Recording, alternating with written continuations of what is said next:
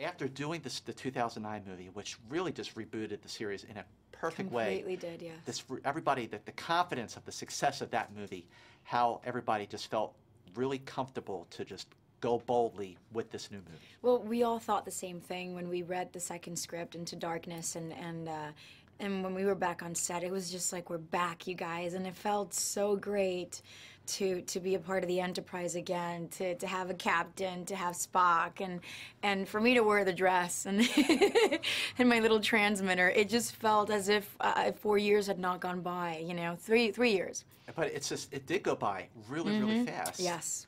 One of the things that was so surprising in a good way about the last movie, when Uhura gets in the turbo lift with Spock and she kisses him, I remember sitting in my chair going like, what? And then I went, okay. Okay. Bring it on.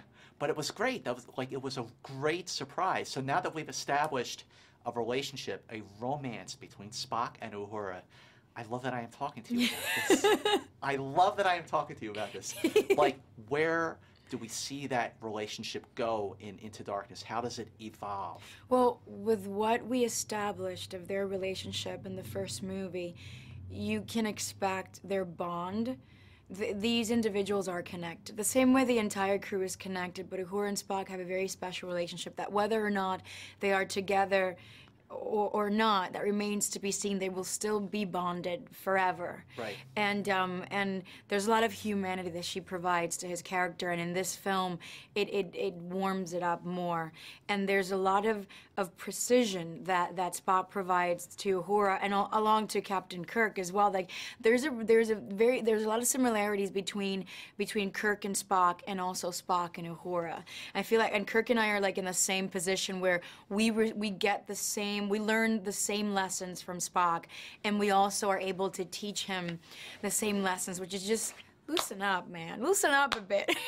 Well, you know, if the 2009 movie, we saw how Kirk came to sit in the chair, just from what little, and it is a little, so of course I'm like thinking about a million different ways how this movie could actually go.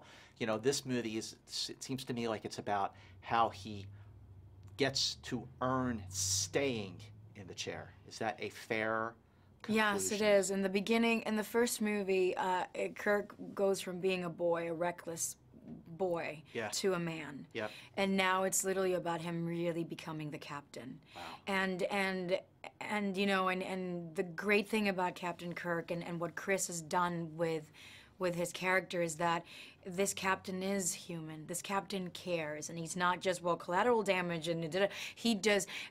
To Kirk, it's unacceptable that any lives must be lost. It's like we have to save everyone, and that is the dynamic that is the battle that he and Spock have, because Spock is such a methodical person. It's like, Captain, there are things that are impossible for you to achieve, and you need to understand your humanity. And Kirk is like, I understand my humanity, but I'm not going to give up, and that it encourages the entire crew to join Kirk and to be so proud to have a captain that is like relentless when it comes to saving the day and everyone, you know?